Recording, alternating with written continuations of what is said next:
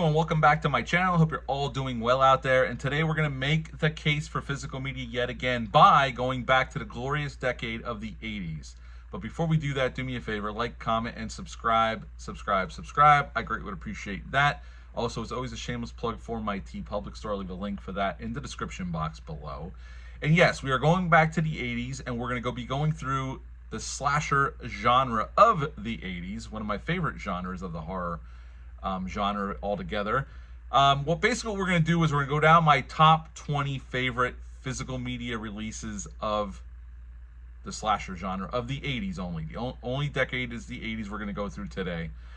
Some series, there's multiple entries that I like, and but we're not going to count these down. They're just my top favorite 20. We're going to go year by year, starting with the year of 1980.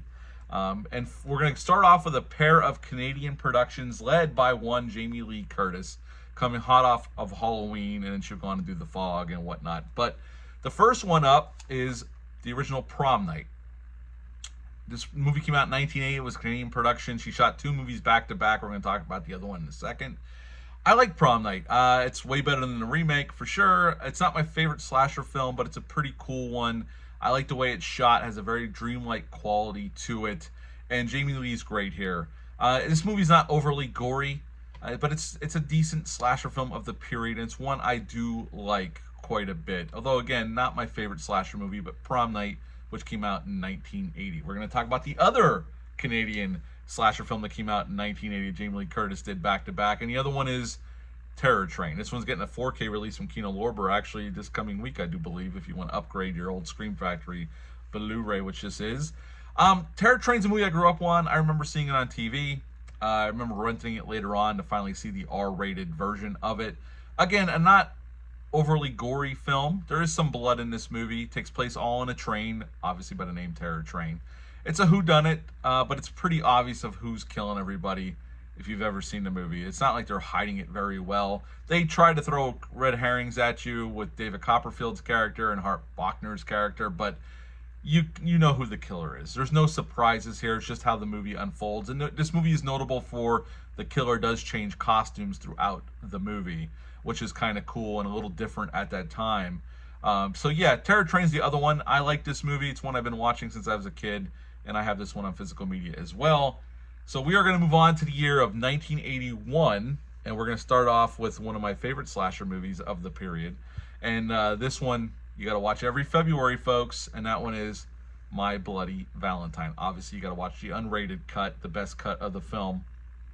Another Canadian production, but a damn fine one, and I like this one actually better than Terror Train and Prom Night.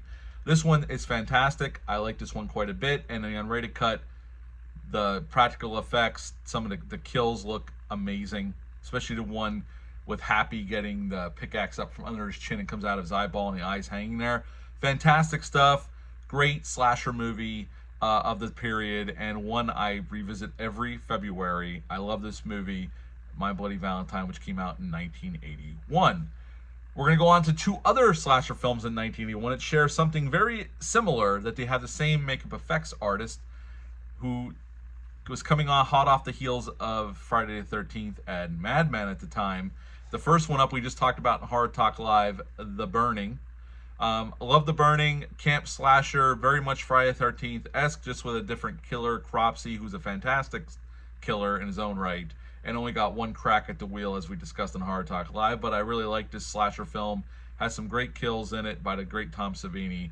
The kids are believable as teenagers, and I like this film quite a bit. So yeah, The Burning is next up on the list.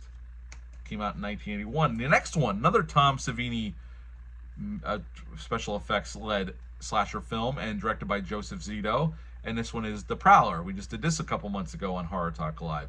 Love The Prowler. I like the setup. It's the whodunit aspect of it.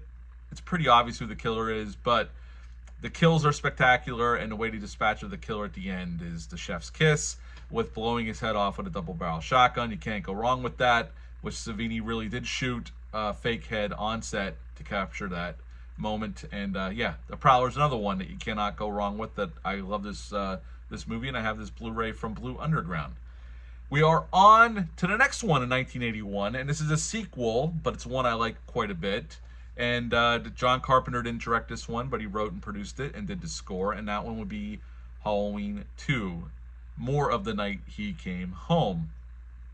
This one, as you know, if you're a fan, picks up moments, or actually recaps the end of Halloween 1, and then we're on to the rest of the Halloween night that Haddonfield will never forget. I think this is a pretty damn good sequel. It's a solid sequel. Michael's more of the Terminator here. The body count's higher. There's more blood in this one. More nudity as well, thanks to the nurse in the hot tub. But yeah, Halloween 2, a very solid slasher, and one I revisit every Halloween. I got to watch this one, the first one and this one back to back, because it basically is, it's one big movie if you think about it, the way they did this one. So yeah, the next one from 1981, Halloween 2. We are up to 1983. And the first one up, this is very much a slasher film, off a classic original film that came back many years later to make this sequel. And it's a damn fine sequel in its own right, Psycho 2, which came out in 1983. This is a fantastic sequel to Hitchcock's original film.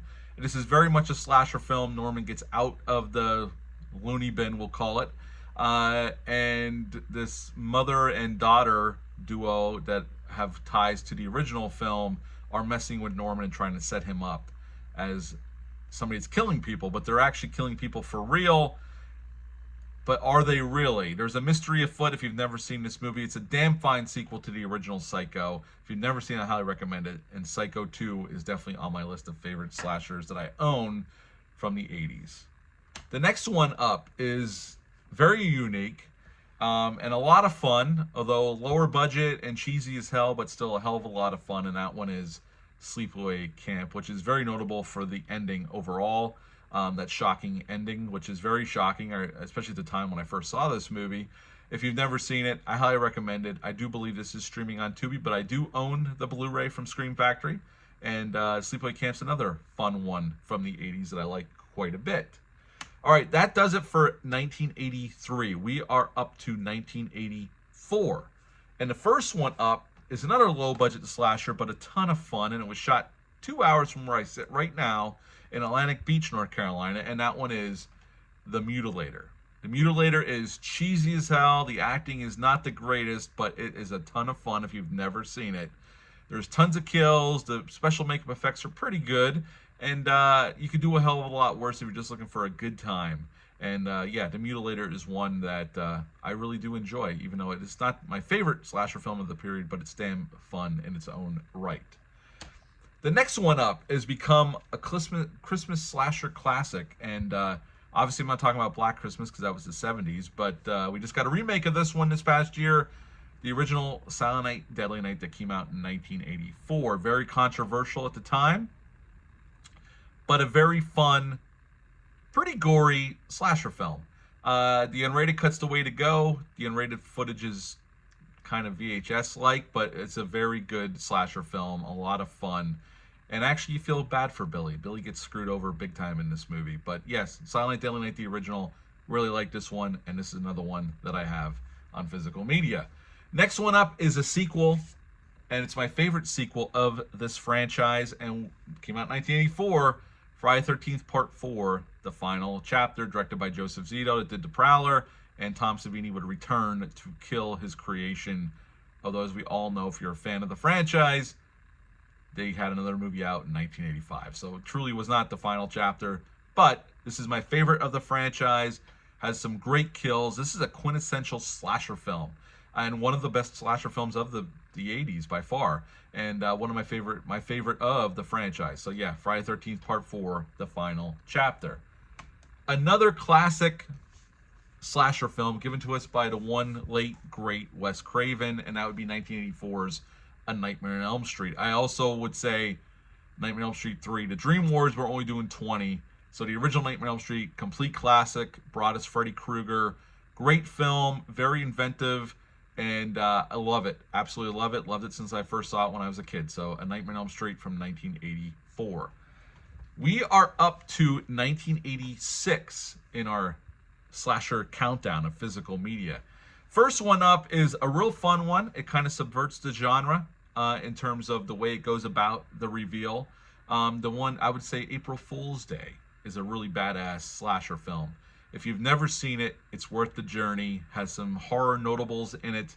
Amy Steele's in the movie from Friday the 13th Part 2.